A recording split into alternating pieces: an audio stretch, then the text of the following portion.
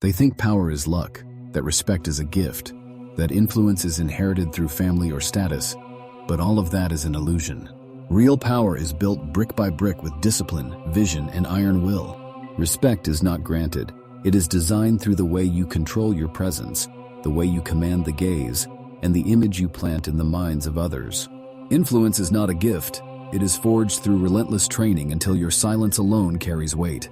Machiavelli called it the ultimate weapon, the control of perception, because perception shapes belief. Belief drives action, and action determines destiny. When you decide how the world sees you, you decide how it treats you. Power begins not with applause or attention, but with self-mastery, the ability to conquer the man in the mirror before commanding anyone else. Ordinary men obey cravings and impulses, surrender to the bed, to comfort, to fear. But the untouchable man reverses instinct. He rises when discipline calls, eats for strength, not pleasure, chooses silence over weak reactions, and wins the 3 daily battles against laziness, craving, and self-doubt. Discipline turns him into a weapon, restraint makes him unshakable, and silence makes him magnetic. Power must then radiate outward as presence, the gravity that others feel before you say a word. Posture upright, gaze steady, breath calm. This cannot be faked, because presence only emerges when you have truly ruled within. Machiavelli observed that men are governed more by appearances than truth, and the wise ruler uses this law. With self-mastery and presence comes foresight, the ability to live in tomorrow while others are trapped in today. Strength without foresight is a sword swung in the dark, but fortune is like a flood. Those who prepare, build channels, and set traps long in advance are called lucky only by the unprepared. The untouchable man expects storms, betrayal, and loss, but patience makes him ready to turn every setback into advantage. From foresight flows resilience, the law of turning pain into steel. Strength is measured not on easy days, but in storms. Because resilience is not avoiding suffering, it is walking through it without breaking, swaying like the oak tree whose deep roots survive every season. Inevitability is the advantage of resilience. The one who refuses to stop eventually inherits power. Emotional detachment follows, the art of feeling without being controlled by feeling. The weak are puppets to anger, fear, and craving. But the untouchable delays his response, holds his center, and lets calmness become a silent blade. Detachment is not numbness. It is sovereignty over your nervous system, the shield against manipulation. With detachment comes adaptation, the law of water. Every fortress that refuses to change eventually falls. Every empire that clings to the past collapses. The untouchable man is not loyal to habits. He is loyal only to power. He evolves endlessly, killing the weaker version of himself to be reborn sharper, colder, and more effective, unpredictable in every move. Influence arises next, not through chasing attention, but by controlling rhythm. Consistency and scarcity create gravity.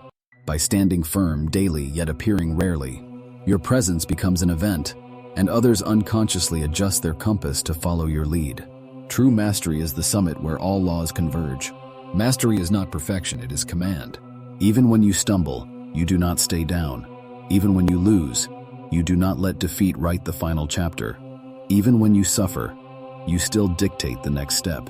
Each day sharper, quieter, and deeper than yesterday, you create a gap no one can close. Legacy follows mastery, because reputation is noise, but legacy is imprint. Empires crumble and thrones are lost, but names carved into history endure. Legacy is built daily in discipline, in silence, in storms endured and transformed into strength. The man who leaves nothing dies twice, but the man with legacy dies once, his influence echoing long after.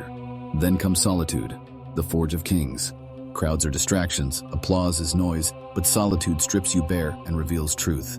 In silence you discover you do not need recognition to move forward, and when you return from solitude, you return heavier, sharper, and more dangerous.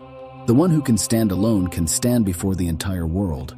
When all 10 laws, self-mastery, presence, foresight, resilience, detachment, adaptation, influence, mastery, legacy, and solitude combine, you do not just become strong, you become untouchable. Power is not noise, it is inevitability. You are no longer a man drifting with the current. You are the current itself. From today forward, you no longer beg for attention or validation. You command it by mastering yourself. The man who commands does not chase, does not beg, does not compete. He stands, he leads, he endures, and he becomes unforgettable. But understand this clearly. Such a man is not created in comfort. He is forged in silence, in the discipline of mornings when no one is watching, in the choices made when quitting would have been easier. He is sculpted by restraint, the ability to speak less when others demand explanations, the ability to wait when others rush, the ability to carry weight without collapsing under it. Most men look outward for approval, adjusting themselves to be accepted, bending to be liked. But the man who commands bends only to sharpen his own edge. He does not need the world to confirm his worth, because his worth is already carved into his actions. This does not make him cruel. It makes him sovereign. Sovereignty means he is not swayed by every glance, not broken by every rejection, not seduced by every opportunity. He knows that most doors are distractions, and most voices are noise.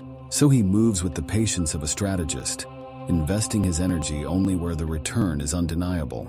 To some, he will appear distant, but that distance is not emptiness, it is gravity. It is the weight that makes people lean closer, without knowing why. And here lies the paradox. The more he withholds, the more he is wanted. The more he walks alone, the more others follow. Power is not about being everywhere. It is about being irreplaceable where it matters. Respect is not about shouting. It is about embodying a standard so clear that even in silence it cannot be ignored. And influence is not about convincing. It is about living in such a way that others cannot help but adjust themselves in your presence. This is not arrogance. This is architecture. It is the careful design of a man who no longer hands out his time cheaply, who no longer leaks his energy through endless explanation, who no longer performs for approval. He does not need to prove. He only needs to be, and in that being the world bends. For presence is the rarest currency, and scarcity makes it priceless. Most men waste themselves in noise, shouting to be seen, performing to be remembered, chasing every flicker of attention until they burn out in forgettable sparks. But the man who commands does not scatter his light. He sharpens it into a flame that cannot be ignored. His silence weighs heavier than another man's words. His stillness speaks louder than another man's performance.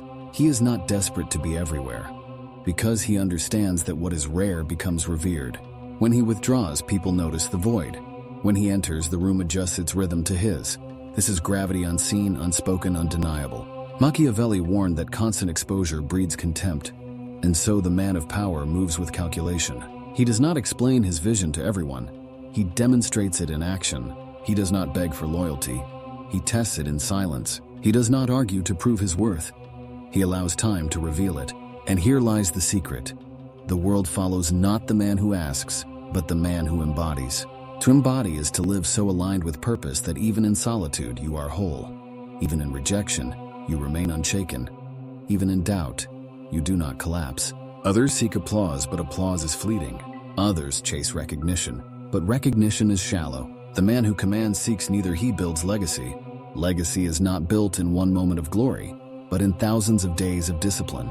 It is the patience to sharpen when no one is watching, the courage to endure when others quit, the clarity to walk alone when the crowd mocks. And when he returns, heavier, sharper, unshakable, they cannot ignore him. Not because he asked for attention, but because his very existence became the axis they revolve around. This is power not taken, but inevitable, because when a man stops chasing, stops explaining, stops apologizing, he becomes untouchable.